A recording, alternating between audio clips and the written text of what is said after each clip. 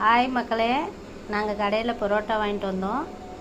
இப்போ நாங்கள் கொத்து போட போகிறோம். வாங்க எப்படி செய்கிறதுன்னு பார்க்கலாம். பரோட்டா நல்லா பொடுசாக இப்படி பிச்சு வச்சுக்கோங்க. நல்லா பொடியாக பிச்சுக்கோங்க. நம்ம கடையில் வாங்கி சாப்பிட்றத விட வீட்டிலே செஞ்சு சாப்பிட்டா சூப்பராக இருக்குங்க.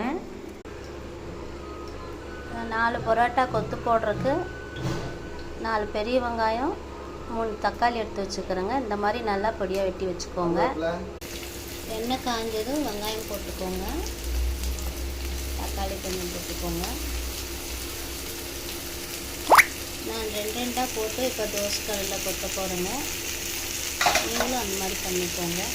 கரம் மசாலா கொஞ்சம் போட்டுக்கோங்க, மட்டன் மசாலா கொஞ்சம் போட்டுக்கோங்க. உங்களுக்கு காரத்துக்கேற்ப போட்டுக்கோங்க. உப்பு லேசாக தூவி விட்டுக்கோங்க. அப்போ தாங்க நல்லா வணங்கும். இப்போ நல்லா கிளறி விட்டுக்கலாம். நல்லா வணங்கணுங்க. நல்லா வணங்கினா தான் நல்லாயிருக்கும். வெங்காயம் தக்காளிலாம் நல்லா வணங்கணும். வணக்கிக்கோங்க. இப்போ நம்ம இப்போ பரோட்டா பிச்சு வச்சதை எடுத்து போட்டுக்கலாம். அதை 2 முட்டை உடச்சி ஊற்றிக்கோங்க.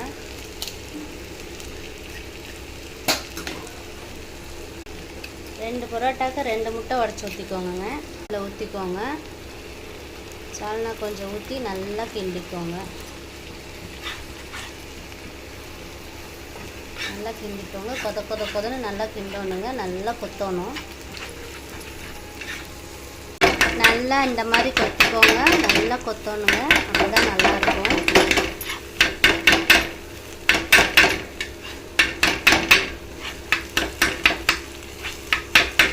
நல்லா கொத்திக்கோங்க.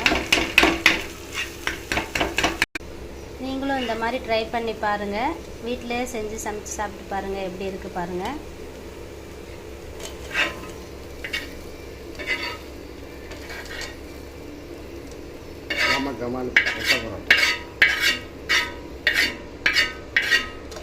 சூடான கொத்து பரோட்டா, சுவையான கொத்து பரோட்டா சூப்பராக இருக்கும் மக்களே. நீங்களும் சாப்பிட்டு பாருங்கள். பாய்.